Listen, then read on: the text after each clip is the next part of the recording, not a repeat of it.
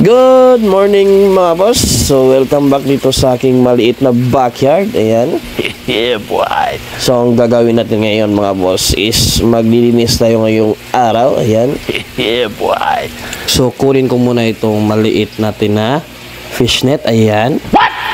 So ito yung gagamitin ko mga boss para maglinis ng duckweeds doon sa ating mga ref tub. Ayan. So ito yung gagamitin natin. Kaya samahan nyo ko. Let's go!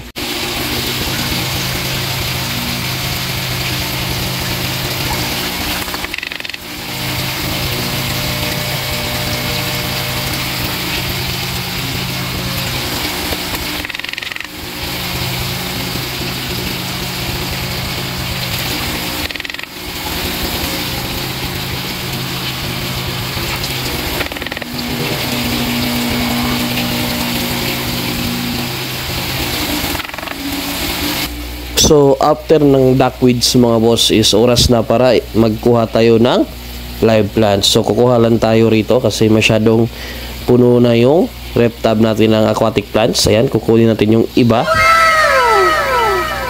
Tapos, ilalagay natin sa ibang lagayan mga boss. Ayan. So, okay naman mga boss kung may live plants tayo sa ating mga tubs. Pero, ang hindi okay is yung ganito na, yung masyadong madami na. Kasi mahihirapan yung mga breeders natin or yung mga isda na gumalaw na mga boss kung ang tub natin is yung lagayan natin is puno ng aquatic plants. So kailangan may space pa rin yung mga isda natin na pwede silang lumangoy at makapag-breed. Ayan. Tulad dito masyadong madami na kaya kailangan na natin kunin yung iba mga boss. Ayan.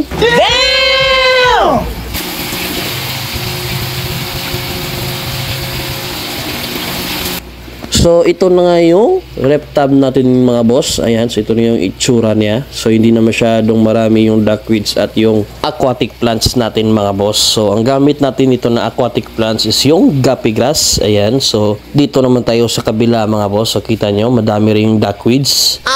So, ito naman yung lilinisin natin ngayon mga boss. Let's go!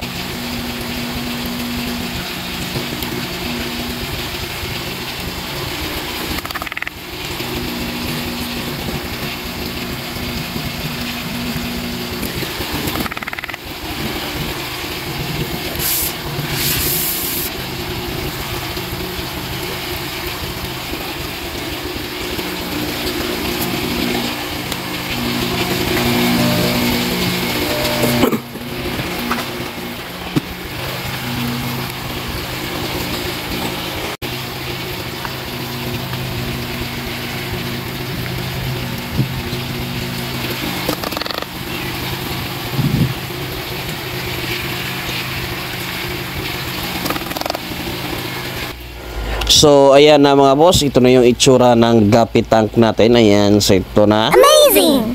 Wala na masyadong duckweeds at live plants mga boss. Ayan. So, kita na natin yung mga guppies natin na Dumbo ear. Ayan. Amazing! So, importante talaga mga boss is ma-maintain natin yung mga tabs natin. Ayan. Tulad nito mga boss sa kabila is madami na rin yung live plants. Ayan. So, kukunin na naman natin to.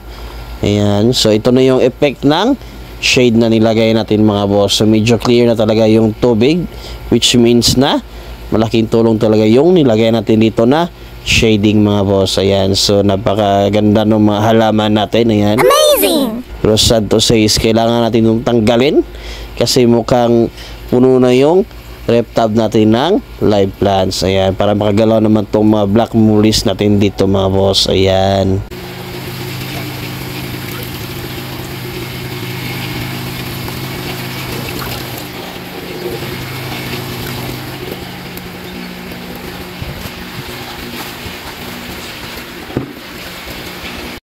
At dahil tapos na tayo sa kabila mga boss, dito naman tayo sa mga white mollies natin or yung 24K mollies. Ayan.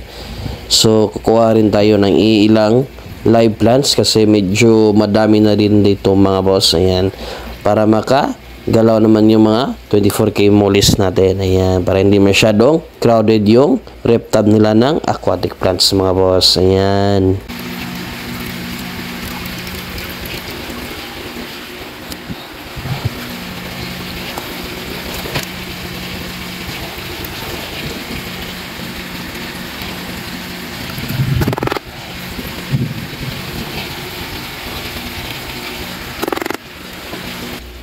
So, ito na yung itsura ng 24K mullet tab natin mga boss. Ayan. So, nakuha na natin yung ilang piraso ng live plants. Ayan.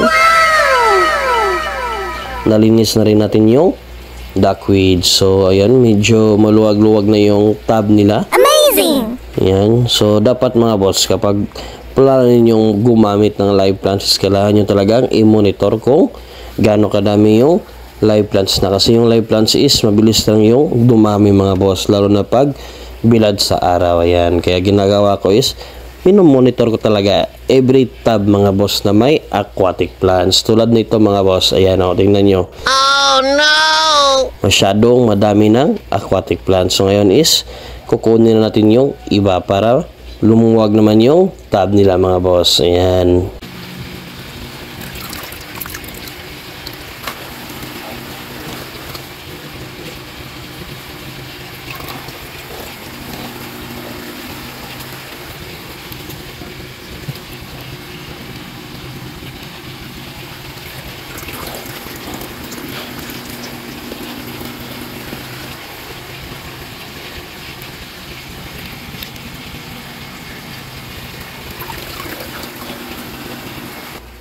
Finally mga boss, natanggal natin yung mga aquatic plants na nandito sa ating mga mollies. Ayan. Amazing! So may nakita pa ako rito mga boss. Ayan. Oh no! So sa ilalim is madami na rin dito algae na namumuo mga boss. Tingnan nyo yung algae. Ayan. Oh no! So kapag may time din kayo mga boss, pwede nyo rin i-remove yung algae sa inyong mga tab. Ayan. Kasi kapag hinayaan nyo lang yung algae na mamumuo mga boss, is dadami rin yung algae at pwedeng matrap yung mga isda natin sa algae mga boss. Ayan. So ito na yung itsura ng rep tab ng mollies natin. Ayan. May mga black mollies rito. Ayan o. Amazing! Ayan. Medyo maluwag na, which is good mga boss. Ayan.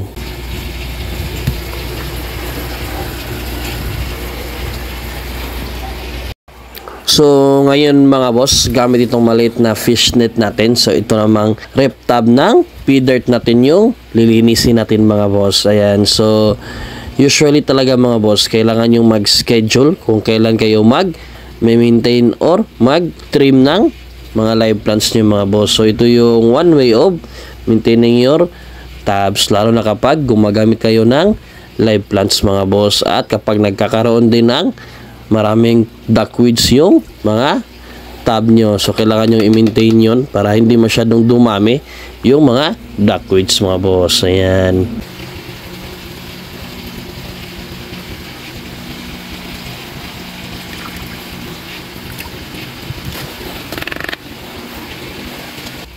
At ayan na nga mga boss, nakuha na natin yung mga duckweeds. So ngayon naman is itong ating live plants. Ayan, so medyo madami na. At yung iba is nagkakaroon na ng algae mga boss. So ito yung sinasabi ko na kapag gumagamit kayo ng live plants tulad nito mga boss, dapat is nagmo-monitor kayo sa inyong mga tabs. Kasi mabilis talaga dumami at mabilis din magkaroon ng algae mga boss. Lalo na kapag nakabilad sa araw yung mga lalagyan natin mga boss. Ayan. So, ito pa, may natitira pa mga duckweeds. Ayan. So, at the maximum point ngayon mga boss na meron pa tayong oras. Ayan. So, kailangan talaga natin i-maintain at kunin yung mga ibang duckweeds natin at live plants mga boss para hindi naman maging sagabal sa ating mga tabs. Ayan. So, ito na yung rep tab natin mga boss na may feed dirt guppies. Ayan. So, medyo klaro na. Amazing! So, ganun talaga ka-essential yung pag-maintain ng ating mga tab mga boss. Lalo na kapag gumagamit kayo ng live plants. Ayan. So, dito naman tayo sa kabilang rep tab natin mga boss na merong mga duckweeds rin ulit. Ayan. So, gamit ng ating mahiwagang fish net. Ayan.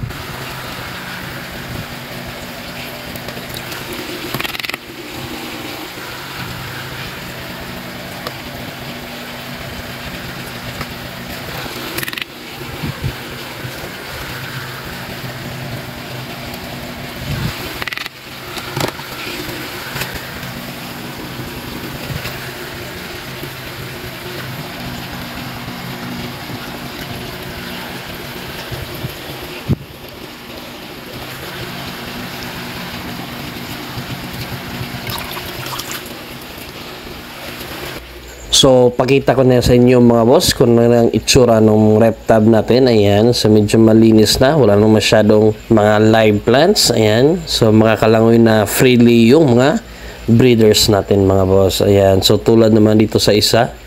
Ayan. So, medyo maluwag na. Ayan. Nakakalangoy na ng maayos yung mga breeders talaga natin mga boss. So, ito yung ginagawa ko habang mayroon tayong free time at kailangan ng maintenance yung backyard setup natin mga boss. Ayan. So, it's one of my routines. At pag sinabing routine mga boss is kailangan mo talaga i-check at i-monitor yung mga alaga natin. Ayan, para hindi naman maging katulad nito mga boss na na-overcrowd na ng live plants yung mga tab natin. So, dadalhin natin to ngayon yung live plants natin mga boss sa ating naka-ready na timba. Ayan, so meron tayong timba rito mga boss dito sa kabila. So, ilalagay natin yung fishnet muna rito. Ayan, babalik natin. So, ilalagay na natin tong live plants natin dito sa ating timba. Ayan. So, meron tayong malaking timba rito mga boss. Ayan. So, dito natin ilalagay yung live plants.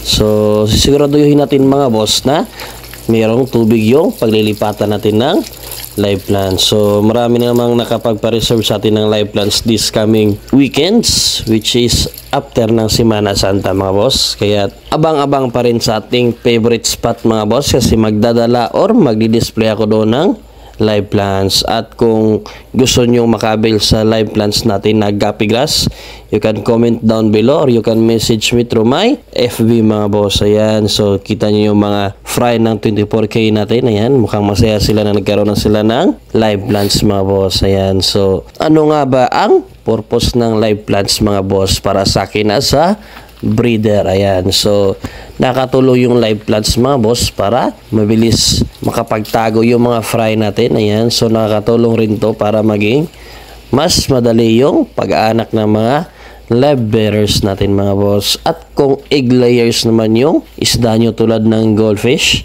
so pwede nyo rin gamitin to as an egg layer or yung egg spawner. Ayan, pwede nyo gamitin yan mga boss. Amazing! So, napakadami pa ng benefits na makukuha natin sa live plants mga boss. So, sa ngayon, hanggang dito na lang muna yung update dito sa ating backyard. So, nakikita nyo, napakarami pa nating pwedeng gawin at kailangan gawin in the future videos mga boss. At hanggang dito na lang muna yung update natin sa ating backyard mga boss. At shout out sa lahat ng ating new and old subscribers. At kita-kits sa susunod mga boss. Ingat!